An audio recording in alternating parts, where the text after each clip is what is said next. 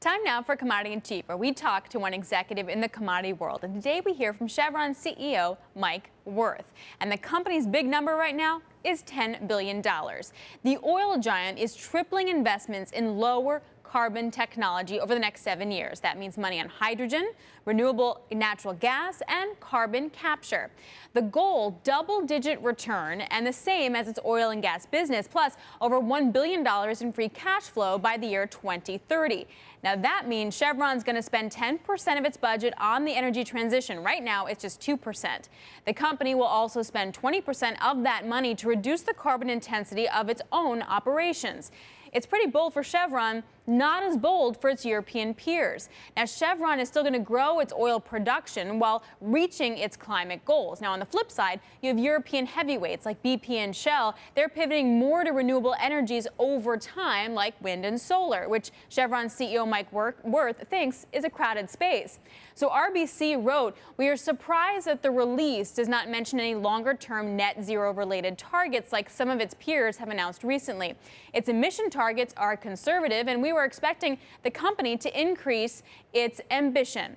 Now, Chevron stock has underperformed Shell's over the last year while outperforming BP, really stuck in the middle. So I sat down with CEO Mike Wirth, and I asked him what kind of policy and oil price assumptions Chevron's working with in this plan. I think the range of uncertainty is wider on technology, on cost, on rate of market development.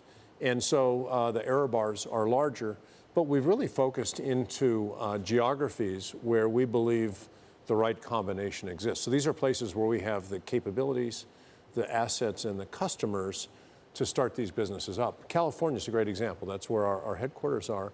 And California has carbon pricing policies that exist to incentivize investment. And so we're building a carbon negative power plant in California. We're working on hydrogen, bringing hydrogen out to retail in the transport sector.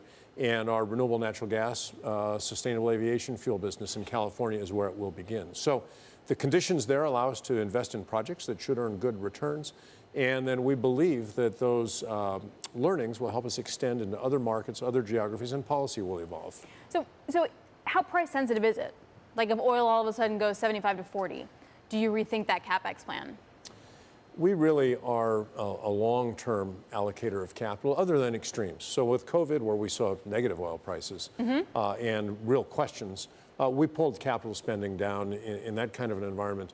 But by and large, we take a long-term view on these things. And so commodity cycles are part of our business, and our plans need to be robust through a range of prices for both the traditional energy products and these new energy products. So they are price dependent to deliver returns, but they're not in the short term going to be,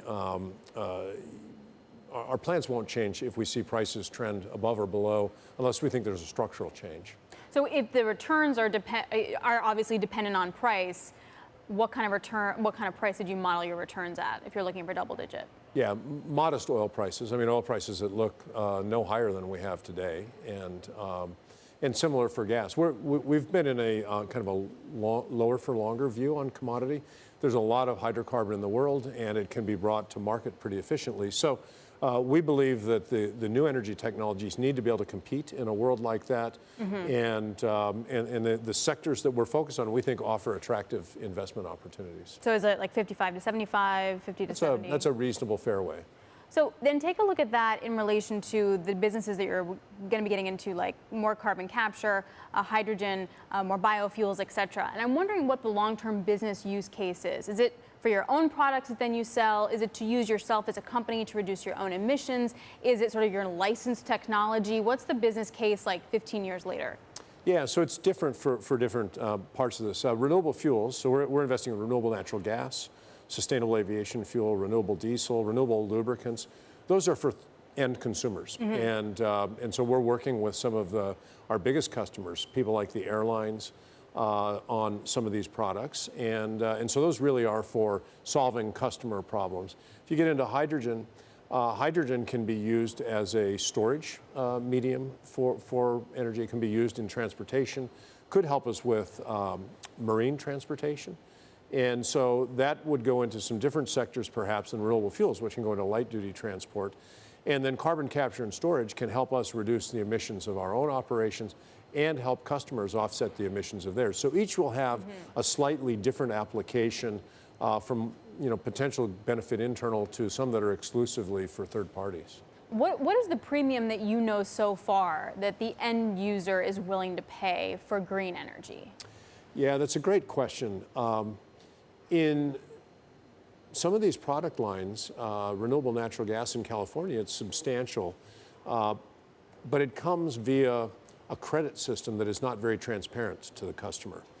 And so the price that we ultimately receive on some of these products is higher than it is for conventional natural gas, but it's not necessarily borne directly by the customer. It comes through a series of tradable credits and things, which I think is one of the challenges over time. As costs are higher for some of these products, if they're not transparent, people don't really see that and understand. And I think part of the conversation is going to be to help people understand what is this going to cost across society, broadly at scale, as we go on this journey. Are you reevaluating any current projects that you have based on its carbon intensity, like an oil sands, for example, or Venezuela, for example, and or how are you modeling future investments in new projects based on that? So our current portfolio, we have a comprehensive process that's got a long name. It's called marginal abatement cost curves. It's very catchy. It's really catchy. And what we do is we look at the amount of carbon that can be reduced for $1 of investment in different technologies across our entire portfolio. And so Venezuela, oil sands, everything we're in, we're working to reduce the carbon emissions from all of our operations today, which is what we think a responsible operator ought to be doing. Portfolio decisions as to whether we maintain an asset or whether we would sell it to someone else, I wouldn't say that's the primary driver. It's a part of the discussion, but it's more of a, does it fit within our portfolio? Will it attract capital? Do we believe we can invest and continue to manage this asset well? And some things reach a point in their life cycle where another operator is better than us. New investments, we think quite a bit about the carbon intensity. We've got overall targets for our portfolio. And so before we put new capital to work on something, we ask a lot of questions about what's the carbon intensity, what can we do, what do we think technology can go, and where does that take us from a portfolio standpoint? Because we've got a lot more control at the entry point than you do once you're into something, and then you've got to make the best of it. You think at some point you're going to be left with stranded assets, though? If you don't want to sell off an asset that is high carbon intensity because you don't want it to continue, but you're not going to develop it? You know, if we're not going to continue to develop an asset, somebody else historically has been interested in taking that on. And so I don't think we will have assets that are truly stranded that just have no utility. Our view is the world, and most people's view is the world will continue to use our products for many decades to come. And the change is likely to be very gradual and trends that are seeable. And I think capital allocation into the industry, if and when those, those trends become apparent, will reflect that just as they have as the world has grown.